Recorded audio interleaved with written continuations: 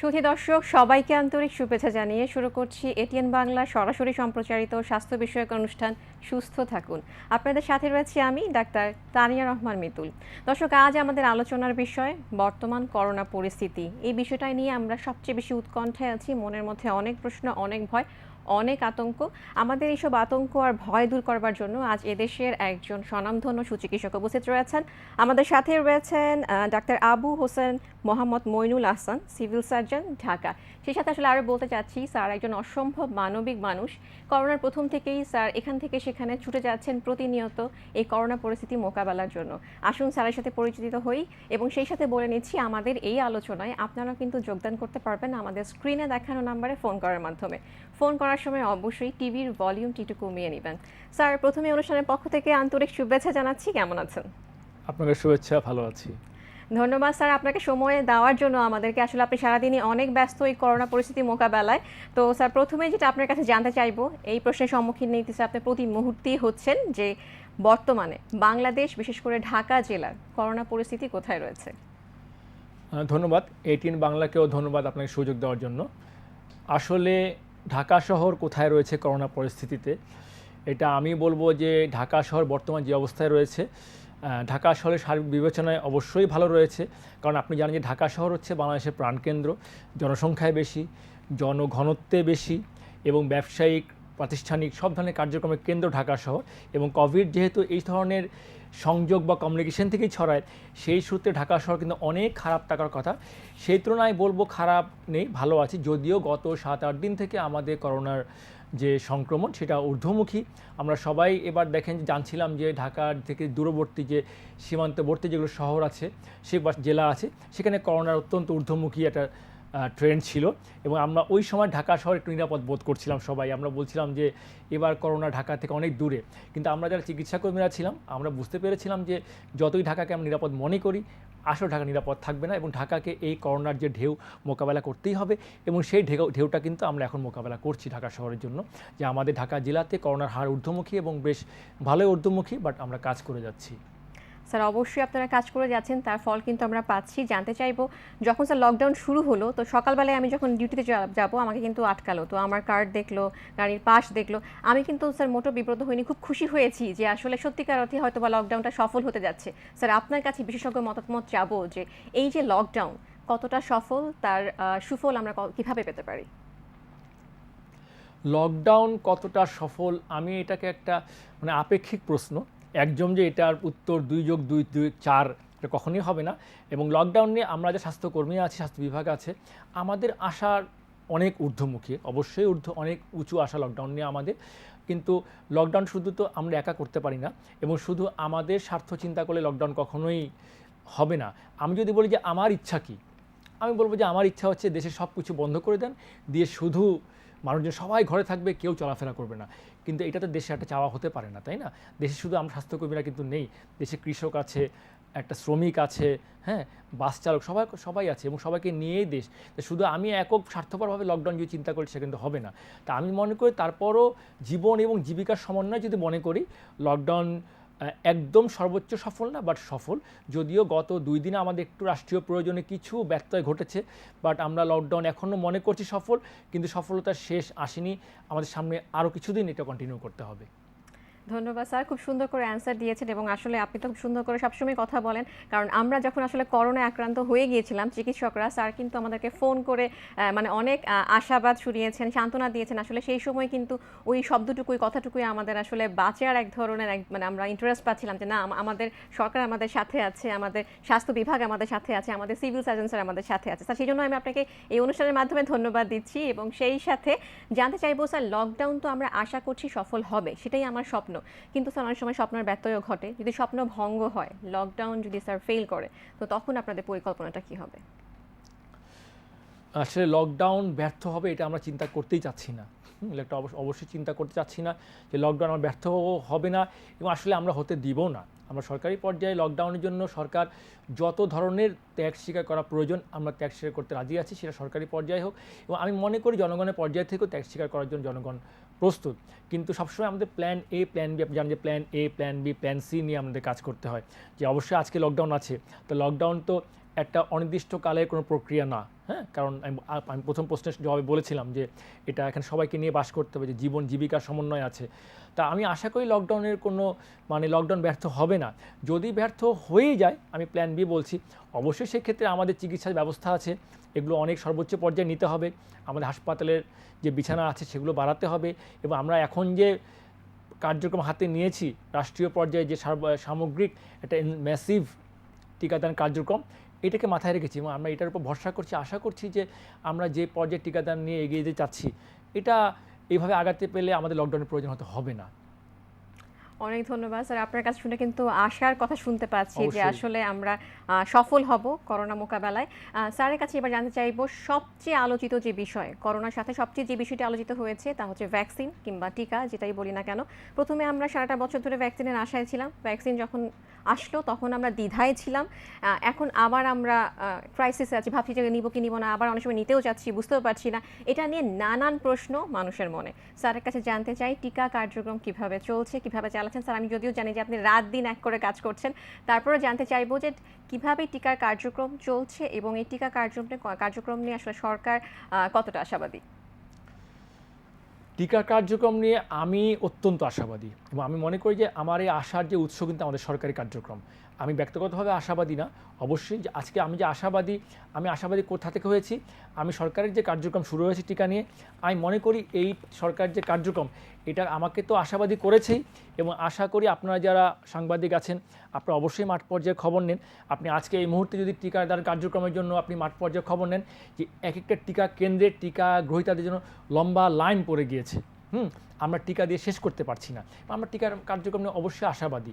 আমরা অ্যাস্ট্রাজেনেকা নিয়ে প্রথমে শুরু করেছিলাম, তারপরে কোনো একটা বৈশ্বিক রাজনৈতিক কারণে আমরা এখানে একটু আটকে গিয়েছিলাম। সবাই জানেন, লুকানোর কিছু নেই যে আমরা টিকার একটা গ্লোবাল পলিটিক্স ছিল, সেই পলিটিক্সের কারণে আমরা কিছুটা পিছিয়ে পড়েছিলাম, এবং পিছিয়ে পড়াটা আমাদেরকে অনুপ্রেরণা জাগিয়েছে, আমাদেরকে আরও দৃঢ়চিত্ত করেছে, এবং আমাদের সরকারের সকল মন্ত্রণালয় সামগ্রিকভাবে টিকা দেওয়ার জন্য ঝাঁপিয়ে পড়েছে টিকা সংগ্রহে। আপনি দেখেছেন যে আমাদের স্বাস্থ্য মন্ত্রণালয় রাত দিন কাজ করেছে, এবং তার ফল কি আপনারা দেখছেন, একসঙ্গে আমাদের দেশে এখন একদম বিশ্বের টপমোস্ট লেভেলের 3-4টা টিকা আমরা একসঙ্গে দিচ্ছি। প্রথমে আমরা শহরে শুরু করেছিলাম, উপজেলায় শুরু করেছিলাম, এবং মাননীয় প্রধানমন্ত্রীর নির্দেশক্রমে আমরা 7 তারিখ থেকে একদম গ্রাম পর্যায়ে টিকাকে ছড়িয়ে নিয়ে যাব, এবং শহরে পর্যায়ে যারা নিম্ন শ্রেণীর লোক আছে, নিম্ন আয়ের লোক আছেন, আমরা তাদেরকেও দিব। যে টিকা আমরা চাচ্ছি, টিকা যিনি টিকা দেওয়ার ইচ্ছা প্রকাশ করবেন তিনি যেন টিকা পায়, এবং সর্বনিম্ন জটিলতায় এবং সর্বোচ্চ সুযোগ সুবিধার মাধ্যমে আমরা যে টিকা দিতে পারি, এইটা আমরা কাজ করে যাচ্ছি, এবং আমাদের অনেক ধরনের প্ল্যান আছে। হ্যাঁ, এটা নিয়ে আমরা নিরন্তর কাজ করে যাচ্ছি, এবং এই প্ল্যানে আপনারা ধীরে ধীরে দেখবেন যে টিকা সবাই পেয়ে যাচ্ছে, যেই পর্যায়ে হোক, যেই শ্রেণীর হোক, যেই বয়সের হোক, সেই বয়সের যোগ্যতা অনুসারে আমরা টিকা দিব। অনেক ধন্যবাদ স্যার। আবার কিন্তু আশার আলো দেখতে পাচ্ছি, কিন্তু যে কোনো ভালো কাজ করার সময় কিন্তু সবাই, এই বিশ্বের কথা যদি ভাবি, প্রতিনিয়তই ভালো কাজ হোক, যত ভালো কাজই হোক না কেন, সেটা কিন্তু বাধা কিন্তু স্যার আসেই। প্রতিকূল পরিবেশের প্রতিকূলতা অতিক্রম করেই কিন্তু কাজ করতে হয়। তো স্যার, যেহেতু এতগুলো মানুষের টিকা এত শর্ট ডিউরেশনে দেয়া, এতগুলো মানুষকে একসাথে অ্যাকুমুলেট করা, ট্রেনিং, সিস্টারদেরকে ট্রেনিং দেওয়া, সব কিছু কিন্তু আসলে যতটা সহজ মনে হয়, সহজ তো আসলে না, বাস্তবতা তো অনেক কঠিন। এই টিকা কার্যক্রমকে সফল করবার জন্য স্যার আপনারা কী ধরনের বাধার সম্মুখীন হচ্ছেন? বাধা, আপনি 3টে শব্দ বলেছেন একটু আগে। একটা বলেছেন এতগুলো মানুষকে দেওয়া, এটা একটা বড় বাধা। 16 কোটি 17 কোটি জনগণের দেশ। আজকে আমরা সেদিন দেখলাম যে ভুটান কিনে সবাই খুব বড় বড় কথা বলছে, যে ভুটান একদিনে সকল জনসংখ্যাকে টিকা দিয়ে ফেললো। না, আমি বলি ভুটানের জনসংখ্যা কি আমার ঢাকা শহর থেকে বেশি? আচ্ছা, আমাদের প্রধান বাধা আমি মনে করছি যে আমাদের বড় সংখ্যক জনসংখ্যা আছে, 16 কোটি 17 কোটি জনসংখ্যা আছে, এদেরকে দেওয়া একটা বড় চ্যালেঞ্জ আমাদের জন্য। পৃথিবীর যে কোনো দেশেরই হোক, ইউরোপিয়ান কান্ট্রি যারা ভ্যাকসিন দিয়ে সফল হয়েছে, ওদের কিন্তু জনসংখ্যা এত না। এটা একটা জিনিস। আমাদের আমাদের মানুষজন অনেক সহজ সরল এবং শিক্ষিতের হার কিন্তু অত না। টিকা নিয়ে অনেক ট্যাবু বা অনেক ধরনের কিছু সংস্কার ছিল, যেগুলো আস্তে আস্তে কাটিয়ে উঠছি। সংস্কারটাও একটা বাধা ছিল আমাদের। আর তৃতীয় ছিল যে আমাদের কোভিড পরিস্থিতিতে টিকা দেওয়ার জন্য এই জনগণকে আমরা এক কথায় বলছি ঘরে থাকুন, আবার বলছি টিকা দেওয়ার জন্য যে বের হয়ে আসতে হবে। এই যে মানুষের ঘর থেকে বের হয়ে আনা, এক জায়গায় সংক্রমণ না ছড়িয়ে টিকা দেওয়া, এটা বড় চ্যালেঞ্জ ছিল। এবং আমরা যখন প্রথম টিকাদান কার্যক্রম শুরু করি, আমাদের প্রধান চ্যালেঞ্জ ছিল যে সংক্রমণ না ছড়িয়ে টিকা দেওয়া, এবং সেটা আমরা সফল হয়েছি। আমরা দেখেছি যে টিকাদান কেন্দ্র থেকে আমাদের কোনো করোনা কিন্তু ছড়ায়নি।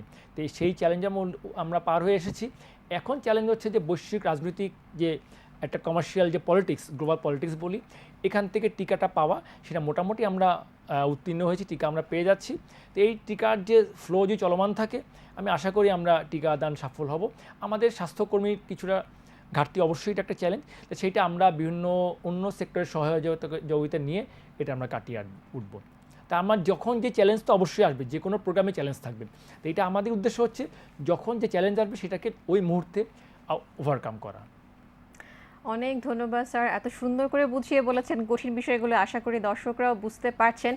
এ বিষয়ে স্যারের প্রসঙ্গে একটা কথা বলতে চাই যে যখন টিকা এরকম আসছে, তো আমি ইভিনিং করে রাত 9টায় বাসায় গিয়েছি, শুনলাম যে সকাল 6টার মধ্যে অবশ্যই আমাকে অফিস থাকতে হবে কারণ টিকা আসবে। তো খুব মনটা খারাপ হয়েছিল। তো অফিসে গিয়ে শুনি স্যার নাকি রাত 4টা থেকে এয়ারপোর্টে বসে আছেন যে টিকা রিসিভ করার জন্য। যেহেতু 4টা থেকে বসে আছেন, তাহলে নিশ্চয়ই রাত 3টায় রওনা দিয়েছেন। তো তখন আসলে একটু মনই খারাপ হলো যে আমি কেন মন খারাপ করেছিলাম। স্যার, আসলে আপনি তো এত কাজ করে যাচ্ছেন, আশা করছি অবশ্যই আমরা সফল হব। তারপরেও জানতে চাইবো যে সুবিধা বঞ্চিত যে মানুষরা রয়েছেন, আমাদের রুরাল এরিয়াতে যারা রয়েছেন, তাদেরকে বলছেন যে আপনারা টিকা ইনশিওর করতে চান, তো সেটা তো অনেক বড় একটা চ্যালেঞ্জ, কি ভাবছেন? আমাদের বড় চ্যালেঞ্জ হচ্ছে, আমি বলেছিলাম যে আমাদের যারা একটু স্বল্প শিক্ষিত জনগণ আছেন এবং যারা নিম্ন আয়ের জনগণ আছেন, এদেরকে টিকা দেওয়া। তো এইটা দুইটা ক্যাটাগরিতে ভাগ করি আমরা, যে আরবান এবং রুরাল আর কি। যারা শহরে আছেন তাদের মধ্যে গরিব আছে, অশিক্ষিত আছে, গ্রামেও গরিব আছে এবং স্বল্প শিক্ষিত আছে।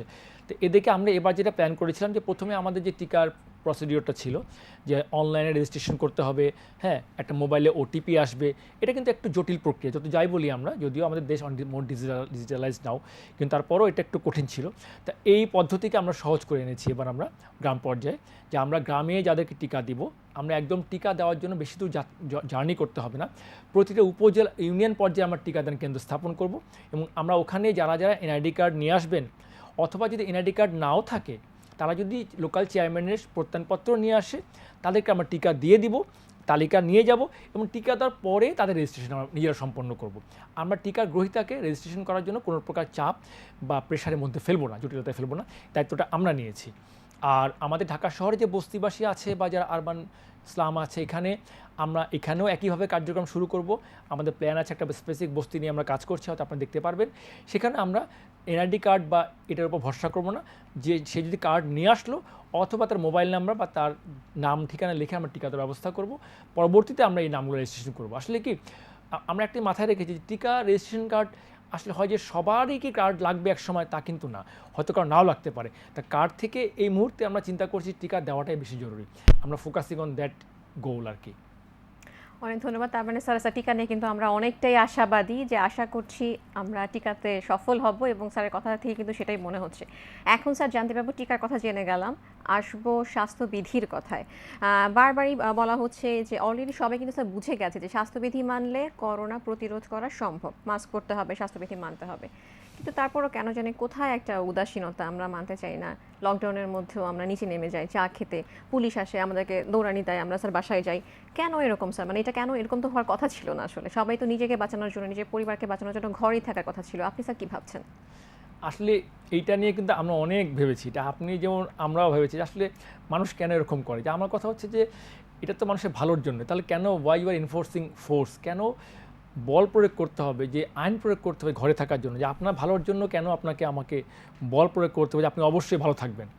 ভালো তো থাকা মানুষের একটা ব্যক্তিগত জৈবিক প্রক্রিয়া বা ব্যক্তিগত একটা মানবিক প্রক্রিয়া মনে করি আমি।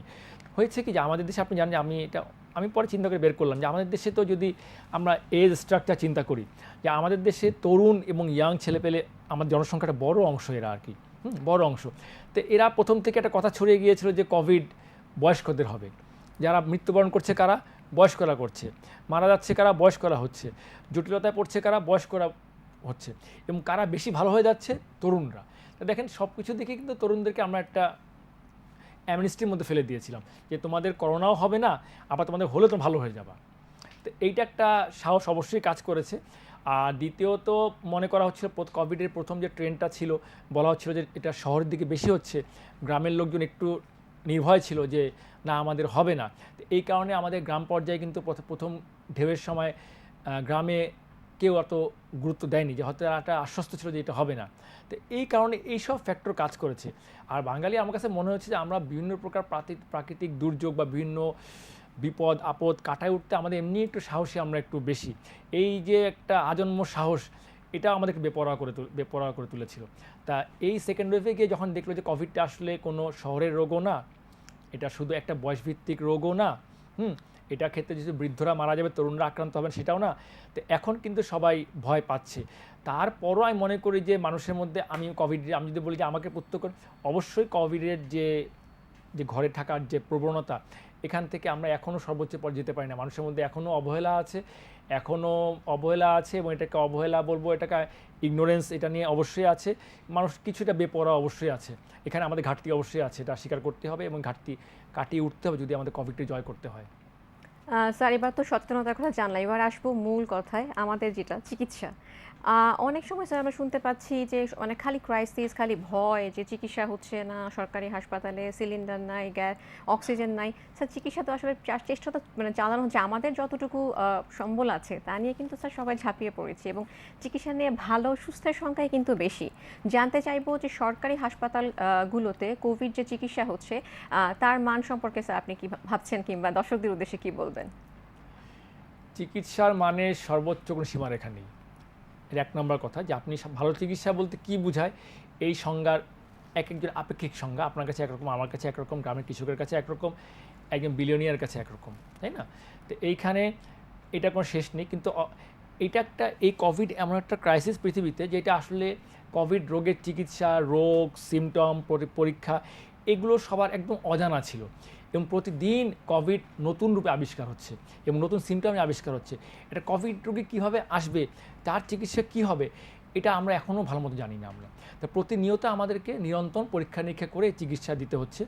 আর মানুষের কিছু হতাশা অবশ্যই আছে যে মানুষের ডিজায়ার্ড যেই লেভেলের চিকিৎসা দেওয়া প্রয়োজন, এটা আমরা পারছি না। কারণ প্রথমত আমাদের যে হেলথ সিস্টেম, আমরা একটা হেলথ সিস্টেম প্ল্যানিং করে একটা হেলথ সিস্টেম তৈরি করি আমরা, যে আগামী বছরে কী কী রোগ হবে, যক্ষ্মা কতটুকু হবে, ডায়রিয়া কতটুকু হবে, বা আপনার হার্ট ডিজিজ কতটুকু হবে, সেগুলো প্ল্যানিং করে আমরা আমাদের ট্রিটমেন্ট প্ল্যানটা তৈরি করি, বা আমাদের হসপিটালের যে ম্যানেজমেন্ট সেগুলো তৈরি করি আমরা। এই বিষয়ে আমরা কথা বলবো, আমাদের দর্শক সাথে রয়েছেন, আমরা প্রশ্নটি নিয়ে নিচ্ছি। হ্যালো, আসসালামু আলাইকুম দর্শক।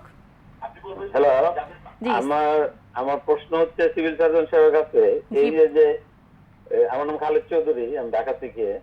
এই যে আইসিইউ যে প্রতিদিন যে আইসিইউর জন্য কোনো হটলাইন নাম্বার চালু করা যায় কিনা, কারণ আইসিইউর জন্য লোকজন বিভিন্ন হসপিটালে পাগলের মতো ঘোরাফেরা করতেছে এবং কোনো কেয়ার সেন্টার নাই।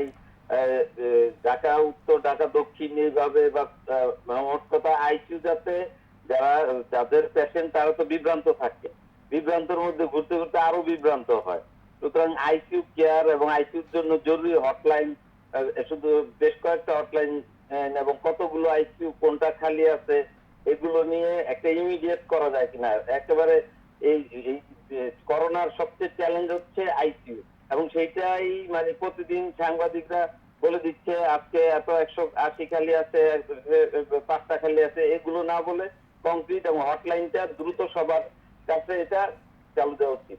ওকে দর্শক, আপনাকে অনেক ধন্যবাদ, খুব সুন্দর সাজেশন দিয়েছেন। আমরা এখন জানতে চাইবো যে স্যার আসলে এটা পসিবল কিনা। হ্যাঁ, ধন্যবাদ ওনাকে যে উনি যে প্রশ্নটা করেছেন। জনগণ অবশ্যই সাফার করছে আইসিইউ নিয়ে, এবং উনি যেমন জানেন, আমরাও কিন্তু অস্বীকার করছি না যে আইসিইউ নিয়ে আমাদের স্বল্পতা নেই। সারা বিশ্বে আসলে আইসিইউ নিয়ে পুরো গ্লোবালি একটা ক্রাইসিস চলছে যে আসলে আইসিইউ কোথাও দিতে পারছে না। আমি ওনার প্রশ্নের উত্তরটা দিতে চাচ্ছিলাম যে আমাদের কিন্তু একটা হটলাইন নাম্বার আছে এখানে। আমি যদি প্রতিদিনের যে প্রেস রিলিজটা আমরা দিই, নিচে আমরা লিখে দিই যে আমাদের কোথায় কত বেড আছে, এখানে ওই নাম্বারে ফোন করলে জানা যাবে। প্রথমত যে 1-6263 আমাদের হেলথের হটলাইন, এখানে ফোন করলেও জানা যাবে। এবং আরও কিছু নাম্বার প্রতিদিন প্রেস রিলিজের নিচে আমরা দিয়ে দিই যে কোথায় কতগুলো বেড আছে, ওই নাম্বারে ফোন করলেও আমরা এটা বলতে পারি। তা আমার মনে হয় উনি যদি 1-6263 এই নাম্বারে ফোন করেন, একটা তথ্য উনি পেতে পারেন। আর আরেকটা নাম্বার আছে, এটা আমার মোবাইলে, এবং আমি যদি আমার মোবাইলটা পেলে আমি এখনই বলে দিতে পারতাম। ওখানেও একটা নাম্বার আছে, এই নাম্বারে স্পেসিফিক কোথায় কতগুলো বেড আছে সেগুলো আমরা বলে দিই। তারপরে হয় কি যে বাস্তবতা একটু ভিন্ন, যে আমি যে রুগীটা আমাকে যাত্রাবাড়ি থেকে ফোন করলো, উনি বললো যে আমার উত্তরা কুয়েত মধ্যে হাসপাতালে আইসিইউ ফাঁকা আছে কিনা। আমি তাকে বললাম যে একটা বিছানা আমার ফাঁকা আছে বা 2টা ফাঁকা আছে। উনি যাত্রাবাড়ি থেকে রওনা দিলেন, একই সময় টঙ্গী থেকে একটা রুগী রওনা দিলেন। উনি যাত্রাবাড়ি থেকে আসার অরিজিনালি যিনি টঙ্গী থেকে, তিনি আগে কুয়েত মধ্যে হাসপাতালে পৌঁছে যাবেন, তখন কিন্তু আইসিইউটা আমার তাকে দিয়ে দিতে হবে। তো এইখানে হচ্ছে আমাদের যে জটিলতাটা, আমরা যে প্রতিশ্রুতি দিয়ে তাকে ওই ডিজায়ার্ড বেডটা দিব, এটা পারা যাচ্ছে না, কারণ বেড তো বুক করে রাখা যায় না। স্যার আসলে ব্যাপারটা হচ্ছে ব্যাপারটা তো শুধু আমাদের দেশের না, শুধু আমাদের ঢাকার না, বা সেটা আসলে পুরো গ্লোবাল একটা ব্যাপার। পুরো পৃথিবী আসলে একটা বিপদের মধ্যে নিমজ্জিত। তো এই ক্রাইসিসগুলো আমরা তো আসলে এটার জন্য প্রিপেয়ার ছিলাম না। তো আমরা চেষ্টা করছি অনেকটাই, কিন্তু স্যার আমরা উত্তরণের পথে। এই যে স্যার আইসিইউ সমস্যাগুলো, এটা স্যার আপনি ঠিক, এটা আমরা আগেও দেখেছি যে হয়তো আপনি বললেন, কিন্তু তার চেয়েও খারাপ একটা রোগী যখন চলে আসে, এখন সবার কাছে সবারটা খুবই গুরুত্বপূর্ণ, কিন্তু যিনি ডাক্তার থাকেন তাকে তো আসলে রিস্ক আর বেনিফিট রেশিও করতে হয় যে কাকে আমি দিলে হয়তো বা মানে কার অবস্থাটা বেশি খারাপ। এই ব্যাপারগুলো আসলে খুব জটিল হয়ে যায়। আচ্ছা, আমাদের সাথে আরেকজন দর্শক করেছেন, আমরা ফোনটি নিয়ে নিচ্ছি। হ্যালো, আসসালামু আলাইকুম দর্শক। হ্যালো, আসসালামু আলাইকুম। জি, ওয়ালাইকুম সালাম, শুনতে পাচ্ছি, বলুন। আমি নাজমা মোহাম্মদপুর থেকে বলছি। জি বলুন। আমি মোহাম্মদপুর থেকে বলছি। জি জি, শুনতে পাচ্ছি, বলুন দর্শক। আচ্ছা, আমার একটা প্রশ্ন ছিল, করোনার এই সময়তে যারা প্রেগন্যান্ট মহিলা তারা কি করোনা টিকা নিতে পারবে? জি, আপনাকে অনেক ধন্যবাদ, খুবই গুরুত্বপূর্ণ প্রশ্ন স্যার। আসলে আমি আজকে প্রোগ্রামে, সত্যি কথা, যখন আমি প্রোগ্রামে আজকে আমাদের প্রেজেন্টার তার সঙ্গে আমি যখন ঢুকছিলাম, আজকে আমি সিঁড়িতে উঠছিলাম, আমি এটা নিয়েই আমি তার সঙ্গে কথা বলছিলাম যে এটা কিন্তু আসলে একটা জটিল বিষয় যে গর্ভবতী মহিলারা ভ্যাকসিন নিতে পারবেন কি না, এটা নিয়ে আমরা কন্টিনিউয়াস কাজ করে যাচ্ছি। এবং আমাদের একটা জাতীয় পরামর্শক কমিটি আছে, আপনারা জানেন যে এই জাতীয় পরামর্শক কমিটি আছে, এবং সেই কমিটির মধ্যে আমাদের বেশ প্রখ্যাত মহিলা রোগ বিশেষজ্ঞ ম্যাডামরা আছেন, এবং তাদের সঙ্গে কথা বলছি আমরা। তো এটা পৃথিবীর অনেক দেশেই যারা গর্ভবতী মহিলা তারা টিকা দিতে পারছেন, এটা অনেক দেশেই পারছেন। হয়তো আমি আশা করছি আমাদের দেশেও খুব শীঘ্রই আপনারা হয়তো টিকা দিতে পারবেন। আমরা এই ব্যাপারে কাজ করে যাচ্ছি আর কি, কারণ করোনাতে গর্ভবতী মহিলারা অবশ্যই বেশি কষ্ট পাচ্ছেন। আর আমরা মনে করি যে গর্ভবতী মহিলারা সাধারণত, আমার একটা জীবন আর একজন গর্ভবতী মহিলার ভিতরে দুটো জীবন থাকে, আমাদের একটা জীবন থেকে দুটো জীবনের মূল্য অনেক বেশি আমাদের কাছে। আমি আপনাকে একটু আশ্বস্ত করতে চাই, হয়তো খুব তাড়াতাড়ি আমরা গর্ভবতী মহিলার টিকার ব্যবস্থা করতে পারবো। ধন্যবাদ স্যার, কারণ ব্যাপারটি আসলে খুবই সেন্সিটিভ, কারণ প্রেগনেন্ট মা যেটা বললেন যে দুটি জীবন এখানে, আর আসলে এত শর্ট ট্রায়ালে পৃথিবীতে কোভিডের ভ্যাকসিন যত তাড়াতাড়ি এসেছে, এত শর্ট ট্রায়ালে কোনো ভ্যাকসিন এসেছে কিনা আসলে জানা নাই। তো গর্ভবতী মায়েদের উপরে তো আসলে খুব ট্রায়াল ছাড়া তো ওইভাবে দেওয়া যায় না, কারণ এখানে বাচ্চার কনজেনিটাল অ্যানোমালি অনেক কিছু ব্যাপার রয়েছে। তারপর আলোচনা চলছে, ওজিএসবি, বাংলাদেশ সরকার একসাথে কাজ করছে। আশা করি খুব শীঘ্রই আমরা ফলাফল পেয়ে যাব। দর্শক আপনারা খুব শীঘ্রই হয়তো জানতে পারবেন, এবং আশাবাদ ব্যক্ত করছি হয়তো বা পজিটিভ আমরা রেজাল্টই পাবো। বাংলাদেশের নারী যারা গর্ভবতী রয়েছেন তারা নিশ্চয়ই ভ্যাকসিন পাবে, সেই আশাবাদী ব্যক্ত করছি। স্যার, এখন যে জিনিসটা জানতে চাইবো, আপনাকে বিব্রত করার জন্য বলছি না, কারণ হচ্ছে এটা আমাদের সবার প্রশ্ন, আপনারও প্রশ্ন নিশ্চয়ই স্যার মনে, আমারও প্রশ্ন, যে যদি এরকম হয়, এমন সিচুয়েশন চলে আসে যে মানে একদম এত ডিজাস্টার যে আমরা আসলে আর করতে পারছি না, হসপিটালে জায়গা দিতে পারছি না, তখন স্যার আপনাদের কি পরিকল্পনা? আপনি বলছিলেন যে প্ল্যান এ বি সি তো থাকেই। আমি সকালে আজকের আদেশ জারি হয়েছে, সকালে আজকে আমাদের এখানে আমাদের স্বাস্থ্য অধিদপ্তর থেকে আমাদের ইনিশিয়ালি উপজেলা পর্যায়ে আমরা 5টা বেড কোভিডের জন্য আলাদা করেছিলাম, সেটা বাড়িয়ে আমরা 10টা বেড করেছি, এবং হয়তো খুব শীঘ্রই প্রতি উপজেলায় পর্যায়ে আমরা 20টা বেড আমরা কোভিডের জন্য আলাদা করছি। সেই ক্ষেত্রে তা এখন আপনি ঢাকা শহরে দেখেন, ঢাকা শহরে আজকে Dhaka medical college, Mugda medical college এবং সোহরাওয়ার্দী মেডিকেল কলেজ, তিনটাকে আমরা সম্পূর্ণ কোভিড করেছি। তা যদি সেই ক্ষেত্রে সেরকম অবস্থা হয় যে রোগীর সংখ্যা অনেক বেড়ে গেল, সেই ক্ষেত্রে আমাদের প্ল্যান হচ্ছে আমাদের চিকিৎসা ব্যবস্থা যত সিস্টেম আছে, যত হাসপাতাল যত আছে, এগুলোকে সর্বোচ্চ ব্যবহার আমরা করব, এবং প্রয়োজনে আমরা শুধু কোভিডের জন্যই সর্বোচ্চ ব্যবহার করব। তা আশা করি বেডের সমস্যা আমাদের কোভিডের জন্য, আমি মনে করি আমি যতটুক আমার যে হেলথ সিস্টেমের আস্থা আছে আমি এখানে দীর্ঘদিন কাজ করছি এখানে, আমার মনে হয় যে এরকম অবস্থা কখনোই হবে না। দেখেন, এরকম সংখ্যা কিন্তু আপনাদের অনেক আগে থেকেই ছিল। যখন ইটালিতে কোভিডে খুব খারাপ পর্যায়ে, আমাদের মনে আছে ইটালিতে, ইংল্যান্ডে যখন মৃত্যুর মিছিল চলছিল, আমরা সবাই একদম বলছিল যে বাংলাদেশ কোভিড আসলে কী হবে, সবাই প্রশ্নটা কিন্তু করতো যে ইটালিতে যেরকম অবস্থা, ইংল্যান্ডে এরকম অবস্থা, বাংলাদেশে নিশ্চয় যে ডেড বডি রাখার জায়গা পাওয়া যাবে না, কবর দেওয়ার জায়গা পাওয়া যাবে না। কিন্তু সেই সংখ্যা যেরকম হয়েছে, সেই সংখ্যাকে আমরা পদে পদে অমূলক প্রমাণ করেছি। এবং আশা করি আপনাদের এই সংখ্যাকে আমরা অমূলক প্রমাণ করতে পারবো। আমরা যদি সবাইকে নিয়ে চেষ্টা করি, অবশ্যই আমরা পারবো। করোনা প্রস্তুতি মানে ভবিষ্যতে কি হবে সেটা তো আমরা আসলে জানি না। লকডাউন চলছে, এরপরে খুলে দিবেন নাকি আরও লকডাউন বাড়াবেন, কিংবা সব কিছু মিলে আপনাদের প্রস্তুতিটা কীরকম রয়েছে? আমরা তো করোনার প্রস্তুতি, এখন যে প্রস্তুতি নিয়েছি আর কি, আমরা এটা তো বর্তমান প্রেক্ষাপট নিয়ে কাজ করছি। ভবিষ্যতে আমাদের সবসময় খারাপটাই মাথা রাখি, যদি আমরা খারাপটা আশা করি না, তা আমরা মনে করছি যে করোনা হয়তো নিয়ন্ত্রণে আসবে, কিন্তু করোনা বাড়তেও পারে। তা আমরা কাজ করি বাড়াটা নিয়ে, সাধারণত আমরা নিয়ন্ত্রণে আসবে এটা নিয়ে কিন্তু আমরা কাজ করি না। আমাদের প্ল্যান আছে মাথার মধ্যে যে বাড়লে কী হবে। তা আমাদের হাসপাতাল যেগুলো আছে সবগুলোতে বেড বৃদ্ধি চিন্তাভাবনা আমরা করছি, এবং খুব শীঘ্রই আমাদের আইসিইউর সংখ্যা প্রায় 100-200 মধ্যে বেড়ে যাবে। আমাদের কিছু ডোনার আমাদেরকে অত্যন্ত, তারা উদার মনের পরিচয় দিয়েছে, তারা আমাদের কিছু পোর্টেবল ভেন্টিলেটর দিয়েছে, সেগুলো আমরা খুব শীঘ্রই আমার সিস্টেমে আমরা যুক্ত করব। আমাদের কিছু ফিল্ড হসপিটাল করা প্ল্যান আছে, হয়তো আমরা বঙ্গবন্ধু শেখ মুজিব মেডিকেল বিশ্ববিদ্যালয়ে আমরা প্রায় কয়েকশো বেডে একটা ফিল্ড হসপিটাল চালু করছি, হয়তো খুব শীঘ্রই এটা আমাদের অনবোর্ড হয়ে যাবে। এটা নিয়ে আমরা কাজ করছি। আর সর্বোচ্চ যে ভ্যাকসিনটা নিয়ে কাজ করছি, এটাও আমাদের একটা কর্মপরিকল্পনার অংশ, এবং উপজেলা পর্যায়ে আমরা বেড বৃদ্ধির চেষ্টা করছি। এবং আশা করি, আমি মনে করি যে যদি রোগীরা অতি কারণ ব্যতিরেকে শহরমুখী না হয়, আমি মনে করি করোনার চিকিৎসা উপজেলা পর্যায়ে দেওয়া সম্ভব, সেই সক্ষমতা আমাদের আছে। তা রোগীরা যদি এইটুকু মাথায় রাখে যে আমাদের প্রথমে চিকিৎসা আমরা আমার নিজস্ব উপজেলায় করব, না করলে জেলায়, না পারলে জেলায়, তার না পর ঢাকাতে যাবো, তো এই শহরমুখী প্রবণতা বন্ধ করা যায়, আমি মনে করি করোনার চিকিৎসা নিয়ে আমাদের কোনো সমস্যা মুখোমুখি হতে হবে না। মানে স্যারের যেটা কথা হচ্ছে ডিসেন্ট্রালাইজ করতে হবে, যার যার জেলায় তার তার চিকিৎসা হবে, এটাই আসলে সব জায়গায় হয়ে থাকে, এটাই আসলে আমাদেরকে, এটার জন্য আমাদেরকে আগাতে হবে। স্যারের কাছে এখন যে প্রশ্নটা, স্যার মরার উপর খাড়ার ঘা, ডেঙ্গুর প্রকোপ বেড়েছে, সাথে করোনার তো রয়েছেই, এই অবস্থায় স্যার কী করণীয়? আমি বলেছিলাম করোনা হচ্ছে আনএক্সপেক্টেড আর ডেঙ্গু হচ্ছে এক্সপেক্টেড, কারণ এই সময় করোনা আসবে আমি জানতাম না, বাট এই সময় যে ডেঙ্গু আসবে এটা আমরা সবাই জানতাম। ডেঙ্গু নিয়ে আমাদের একটা ইয়ারলি একটা প্রস্তুতি থাকে, যে পুরো বছর জুড়ে আমরা ডেঙ্গু নিয়ে প্রস্তুত নিয়ে থাকি যে এই সময় ডেঙ্গু আসলে কী হবে। তা ডেঙ্গু নিয়ে আমাদের এখন যেটা হচ্ছে যে আমাদের একদম উপজেলা পর্যায়ে পর্যন্ত আমরা ডেঙ্গু পরীক্ষার ব্যবস্থা করেছি। ডেঙ্গু যে NS1 যে কেন্টেজেন কিট যেটা আছে, এটা একদম উপজেলা পর্যায়ে পর্যন্ত আমরা পাঠিয়ে দিয়েছি, এবং স্বল্প সময়ের মধ্যে আমাদের ডেঙ্গু পরীক্ষা করা সম্ভব।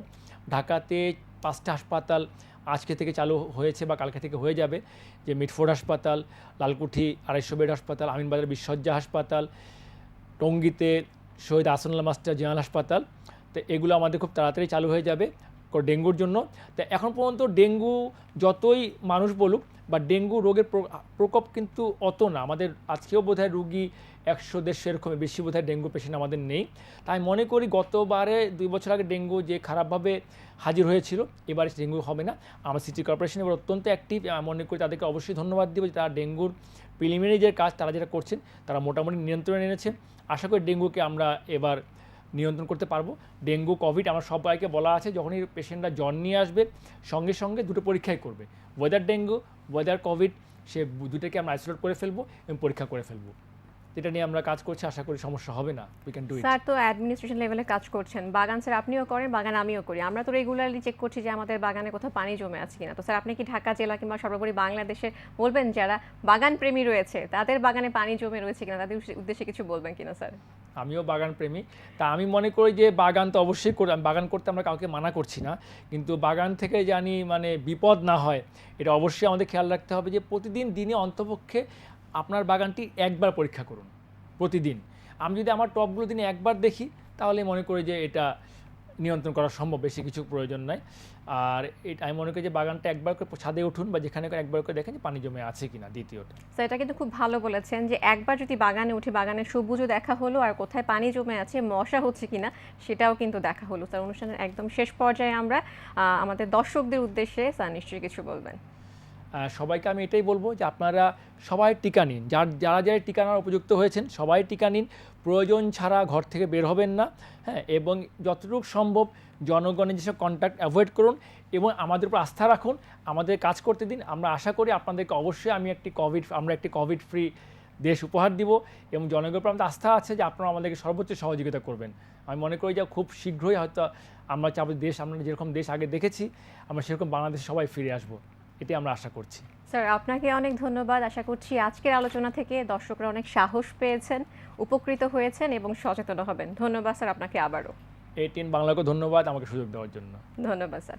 সুধী দর্শক, একটি কথা আমরা প্রায় সময়ই বলি, আমি বলি, আমাকে যদি কেউ জিজ্ঞাসা করে তুমি কাকে সবচেয়ে বেশি ভালোবাসো, আমি বলবো আমি আমার সন্তানকে সবচেয়ে বেশি ভালোবাসি। একবার, দুইবার, তিনবার, যতবারই জিজ্ঞাসা করুক না কেন আমি কিন্তু এই কথাটাই বলি। কিন্তু আবার যদি কেউ জিজ্ঞাসা করে আমাকে কি সবচেয়ে বেশি ভালোবাসে, আমাকে কিন্তু আমার মা বাবা সবচেয়ে বেশি ভালোবাসে। সেই মা বাবা আর সন্তান তাদের সকলকে সুরক্ষিত দেখতে চাই। সেই সুরক্ষার জন্য আমাদেরকে স্বাস্থ্যবিধি মেনে চলতে হবে, আমাদেরকে মাস্ক ব্যবহার করতে হবে, আমাদেরকে ভ্যাকসিন নিতে হবে। আসুন সবাই মিলে আমরা সুরক্ষিত থাকি কোভিড থেকে। সেই সুন্দর পৃথিবী, আগের পৃথিবীর অপেক্ষায় রইলাম। সেই পর্যন্ত সবাই ভালো থাকুন, করোনামুক্ত থাকুন। আবারও দেখা হবে নতুন কোনো স্বাস্থ্যের তথ্য নিয়ে। সেই পর্যন্ত সবাই ATN বাংলার সাথেই থাকুন। আল্লাহ হাফেজ।